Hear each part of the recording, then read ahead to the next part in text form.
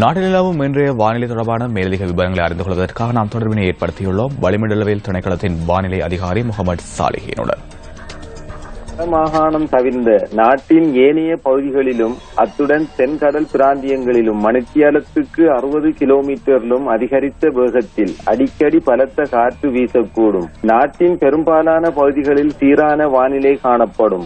எவ்வாறாயினும் மத்திய சப்ரகமுவ மாகாணங்களிலும் அத்துடன் காலி மற்றும் யாழ் மாவட்டங்களிலும் லேசான மழை பெய்யக்கூடும். கடல் பிராந்தியங்களை பொறுத்தவரையில் வட கரையோரத்துக்கு அப்பாலுள்ள ஆழமான கடல் பிராந்தியத்தின் பல இடங்களிலும் அத்துடன் காங்கேசன்துறை தொடக்கம் முல்லைத்தீவு ஊடாக திருகோணமலை வரையான கடல் பிராந்தியங்களின் சில இடங்களிலும் மழை அல்லது இடியுடன் கூடிய மழை பெய்யக்கூடும். ஏனைய கடல் பிராந்தியங்களில் சீரான வானிலை காணப்படும். காற்று மணித்தியாலத்துக்கு 30 முதல் 40 கிலோமீட்டர் வேகத்தில் தென்மேற்கு திசையில் இருந்து வீசும். மன்னார் தொடக்கம் கொழும்பு காலி ஹம்மாந்தோட்டை ஊடாக பொத்திவில் வரையான ஆழமான ஆழமற்ற கடல் பிராந்தியங்களில் காற்றின் வேகமானது அடிக்கடி மணித்தியாலத்துக்கு 60 கிலோமீட்டரிலும் அதிகரித்த வேகத்தில் வீசக்கூடும்.